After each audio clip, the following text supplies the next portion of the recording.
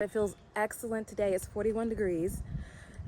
It's going to get just a little bit warmer, maybe like 43, 45 today, but tomorrow is going to be in the 50s for 2 days. It's going to be so excellent. But today, instead of working on the trailer, which we probably should be doing, we have a lot of things to assemble, and so we'll get started on that. First things first, remember these 3-inch pieces of ducting that I bought the other day? I am going to see if I can't change out this dryer hose. As you can see how badly it's been affected by heat damage. With the more sturdier ducting hose. So this is not galvanized steel, so you don't have to worry about having to burn off the oil, but it is aluminum. So I don't know if there's any problems associated with that, but it's what was recommended by the hardware store. Okay, so our first step is definitely going to have to loosen this, what are these called? These rings called? I always forget, call them something different. But I want to know how in the world did I do this with the screw facing up? Like, it is not enough room for my electric screwdriver or my drill, so I'm having to do this by hand. And let me just tell you, I am really grateful that I didn't do this that tight. Oh, of course, now when I say that, I get jammed up, but I should be able to turn it at this point. No, not yet. Is it just stuck on there? Let's bang on it. If it doesn't work, bang on it. Oop. See, look, I didn't give myself any room. How in the world did I get it in? Ugh. When in doubt, bang on it with anything that you've got handy. It seems like it's loosening. Yeah, it's loosening. There we go. There we go. I had to break it free. Oh my gosh. There we go. Look how flaky this dryer hose is.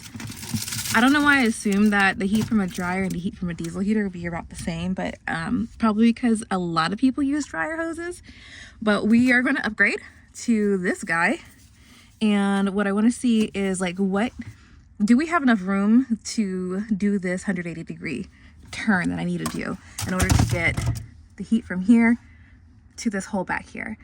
Okay, so the 3-inch ducting is definitely the size to go right here and fit on the diesel heater, but the problem is that I don't think it's going to make this U-turn facing in this direction. It hits the wall, unfortunately. So what we're going to do is turn the ducting this way and come out towards us. Boom. And then I guess we're going to connect the more rigid, flexible ducting that comes with the diesel heater to extend it over here, and then make ourselves use the rest of the ducting to make it through that hole. Hopefully I made that hole big enough. Let's pull this through.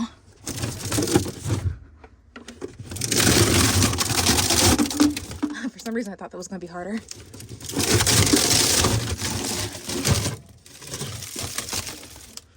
Did I make this hole big enough? That's the question. Yeah. Ooh, that'll do. Okay, yes. So let's rescue this ring terminal, ring clamp, whatever it's supposed to be. It's always the thing that I don't call it. And we're gonna use it on the end to secure it to the diesel heater. Okay guys, in order to get that ring clamp to tighten down on the ducting, I did have to cut a slit in the ducting with some heavy duty scissors. Although I think you could probably use some house scissors if that's all you have around. You just have to put a little more pressure on it. But I'm going to have to do it again for this connection right here. So it does fit in there, but doesn't fit very well. So what I'm going to do is cut another slit so that this piece can be, I guess, compressed just a little bit to fit into the hole. And I'll use what I used here, and that is the aluminum tape, the foil tape, airline tape. You might know it by a different name. I really hope this is not a mistake, but it didn't cost a lot considering. That way this can compress just a little more and maybe fit in here a little better. Like that.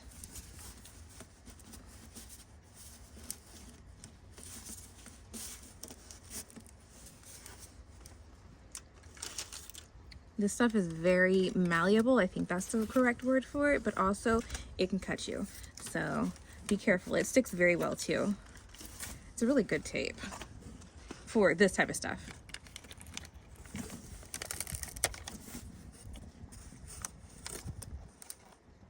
What I don't know if it holds up to heat, and then I suspect that it would if you use it for airlines, but you know what, I might should have checked that before I started doing this.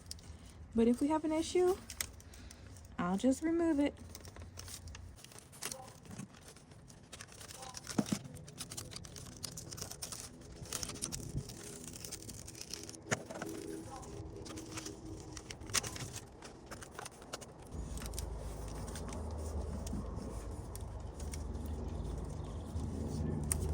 All right, so I want this end to go through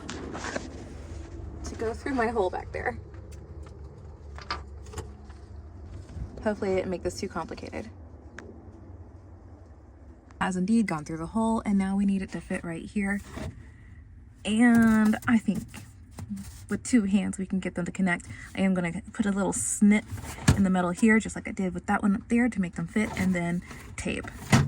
Guys, see this ducting and how it's all flat and how we actually want it to be round like this. I had to search on the internet for how to connect it because I was struggling, and even with the answers I still struggled, but I still made it. So I'm just letting you guys know that you can do this.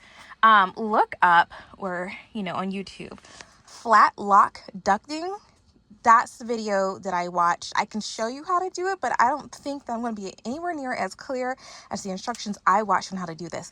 Because basically, you're trying to get this male in into this female in. You do have to use some of your body to do it. And also wear gloves. Raw metal tends to be sharp. And, you just don't want to why slice yourself if you don't have to. I managed to not injure myself this time. So, because I wore gloves. Okay, peering in here, we see that the hose is coming in at an angle, and we don't necessarily want it to be pointing towards our water tank here. So that's why I have this 4th piece, woohoo, that's going to fit onto there and give us a more appropriate angle to come out where the original hose was coming out.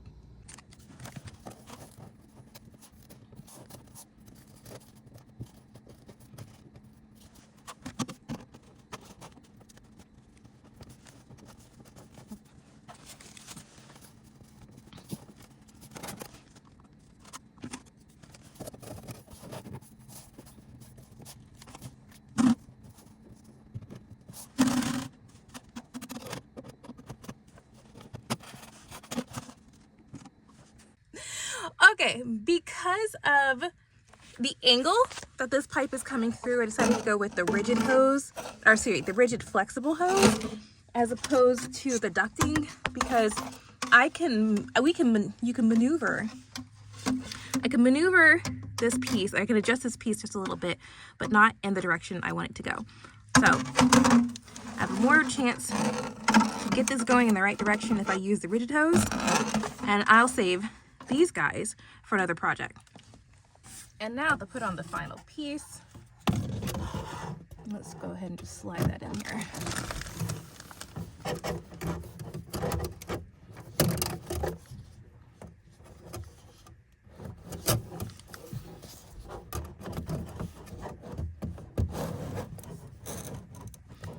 And it's in.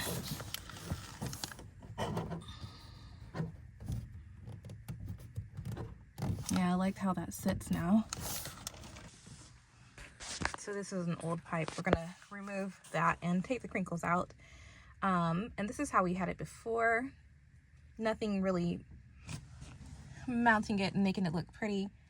But this is so that it fits beside our refrigerator, and instead of heating up our refrigerator, it blows the heat past it. And this is what I mean, that we don't want the ducts to blow heat into the refrigerator. We want it to blow it past it. And this is just kind of how our ducts have sat for the last couple of years. Do that a little bit. Boom. I do love the flexible ducts because you can do stuff like that. And now the heat's no longer pointing at the floor. So let's turn this back on. So I've turned the diesel heater back on, and the real question is not if it works. It's going to work. We didn't do anything to it that would cause it not to work. The real question is, will it continue to run for an extended amount of time at a lower hertz? That's been our problem. We've had to run this at 4.6 hertz or else it overheats. And now with the new ducting situation, hopefully we're not causing any backflow, and we can run this at a lower hertz and save ourselves more fuel like we used to in the beginning.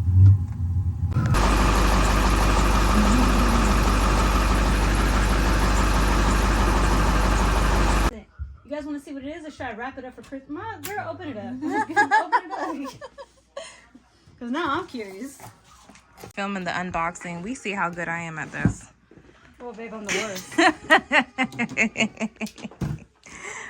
Is this a cord that y'all need?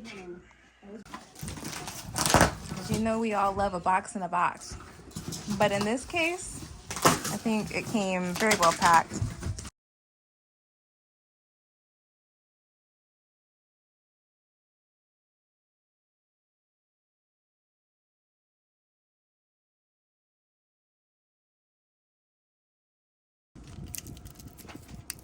Oh, they put this plastic on good. How do you get it off?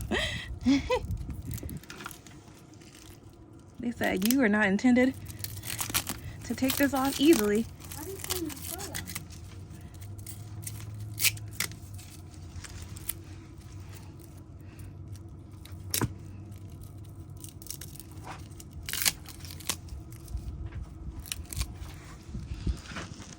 Well, if you can't figure it out, we'll probably have to watch a video.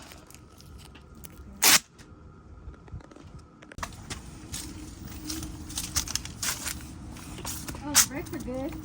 Nice. What'd you think? It's great. The brakes are smooth, and the ride is smooth too. The suspension is perfect. That's awesome. On mode 2, it goes up to 20 miles an hour. I don't think I even need to get off of mode. I don't even know what mode 3 is. Oh Yeah, my gosh. we didn't buy these for the speed, we bought it for the range. But we'll do a proper review tomorrow, so you don't have to think of anything to say right now. Okay.